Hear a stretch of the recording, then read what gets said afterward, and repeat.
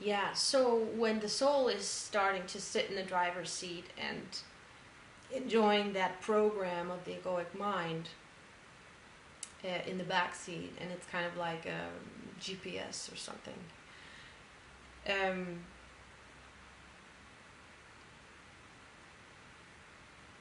yeah, that's the evolution, the growth of the soul is becoming aware of itself. And so eternal life comes with the recognition of yourself, because life is eternal. Life is eternal. Only forms are not eternal. Forms are born and forms dissolve. But all life comes from the same, is one consciousness, is God, is one light. You cannot say, well, there's this light and there's that light. Yeah, there's infinite forms. There's infinite forms of this one light, but at the bottom of every single form in any universe, in any of the infinite amount of universes, is all from the same light, from one light, from one life, from one consciousness. And it is only when the identification is with the body, like it is also with demons, that they are not anymore aware of their connection to God. And they don't believe that they can make it back. So that's why they're so hell-bent on keeping their bodies alive. And they don't want to die. Because death, in reality, is always simply the dissolution of this form. So it's either a transformation of form, or it's a dissolution of form at the point of when there's a complete merging with the source energy, with pure source energy. Yeah. So that's why death doesn't, annihilation doesn't exist. So life is eternal. But what this means with Mashaya Hana, eternal life, which is the Messiah, eternal life, is the end of suffering. That's really what it means. Because we recognize ourselves as who we truly are. And with that comes the end of suffering. And with that comes also the evolution of our light body to this Christ, which allows us to also continue on our journey as souls, to expand as souls, which and as I said, it doesn't have to be already that we are so evolved that the Christ is in place until we stop suffering. However, it is beings that are so evolved, that have a Christ-like body, that are of such inspiration to us, to bring this wisdom, to bring forth within us. Yes, this is also what I wanted to say, is that healing power, for example, you can take whatever angle you want to access it from, whatever angle of healing that you prefer, be it a pill, be it herbal, be it natural, be it a shaman, be it a psychotherapist, whatever is that you have experienced as healing, yeah, and whatever you believe is a very powerful healer to the body.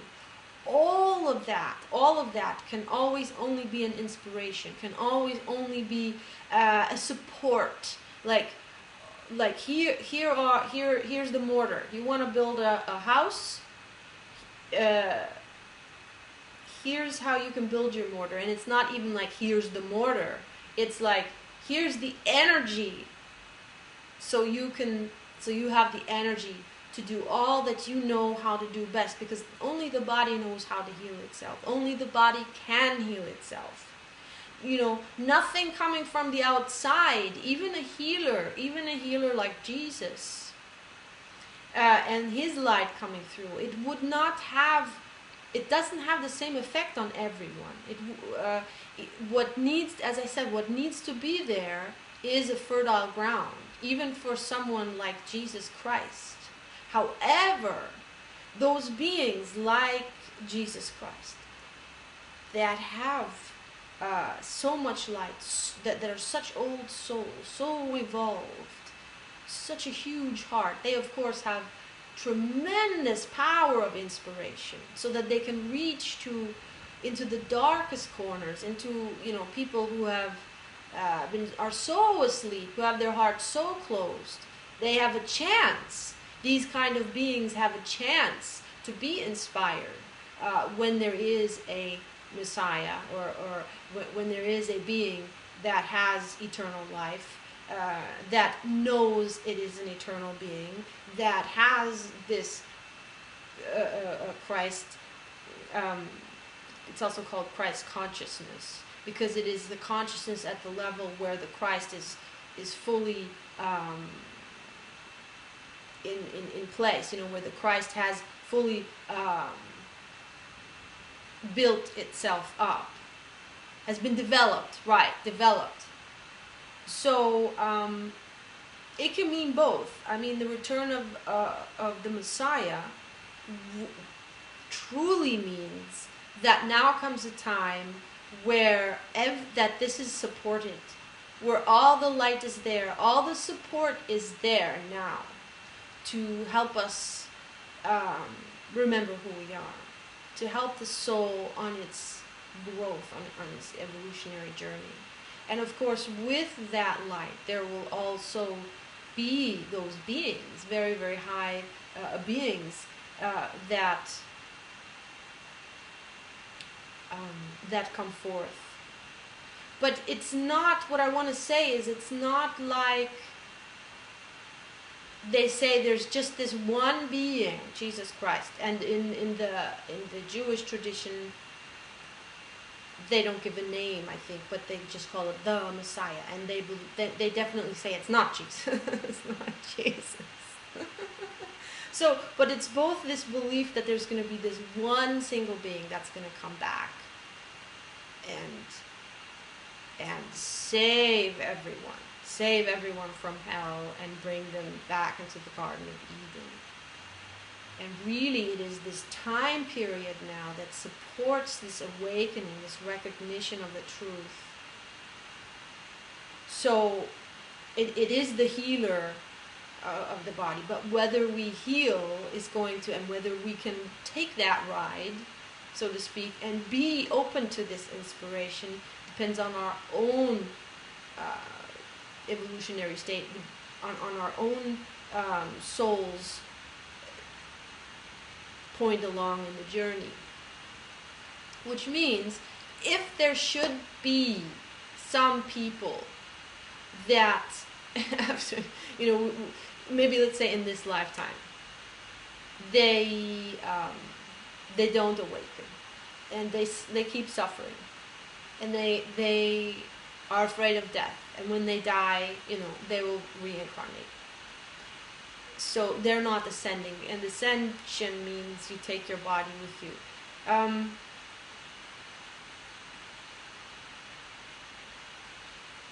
Yeah, they're just going to come back. But there's a collective awakening happening now, and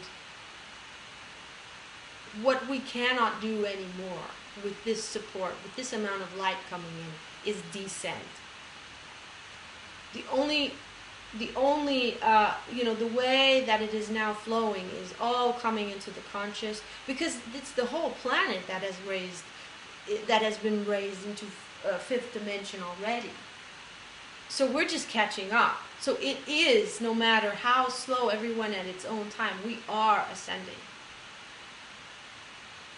And for those that cannot ascend, for those that cannot evolve, like for example demonic souls, the fallen ones, I still believe that even with a lot of the fallen ones, a lot of the dark ones, I still believe if there is a shred of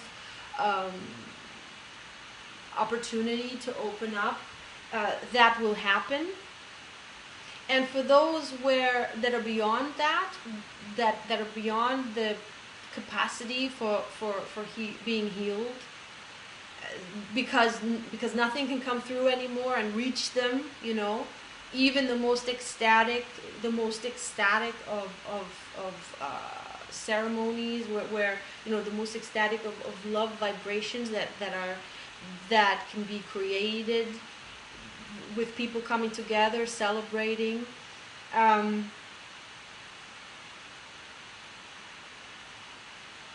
For those beings, they're just going to want to get out of here. They won't be able to sustain themselves. So that it will mean death for them. But again, death doesn't exist. It will be if they do die, they're just gonna merge back with God. So that you could say that's also it's absolutely liberating, and that's what is happening right now. So the Messiah is returning, because it is the blueprint, the support that it needs is there now. And Jesus Christ, he was such a being that even in the time that he was born 2,000 years ago, where everything was a lot more dense and a lot more heavy, that he was able to ascend still. He was able to take his body into the higher realms, and then, he did not die. So it wasn't that he left his body and then the physical body decomposed back into the earth. He literally phased out. He literally phased out. He ascended into a higher dimension. And so that's why he could come back and phase back in for a while to his disciples. And that is also that is at the point of, I believe an avatar can do this, at the point of avatar consciousness. These kind of ways of being is part of, because that's your spiritual makeup. Your light body is at such a high spin. It's so intricate that it can do these things. Okay.